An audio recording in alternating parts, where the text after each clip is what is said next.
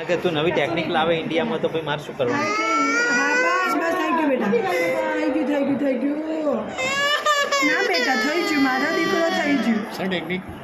video ઉતારે છે આયા લેકિન નવી વિહાની ટેકનિક મમતા વિહાની એક જ છે એક જ છે સીબીસી કોટન લાવ ના સીબીસી બીજું કોકે લખ્યું છે લઈ લેજો બીજું નહીં કરવા દઉં પછી હું પંચરમાં બીક લાગે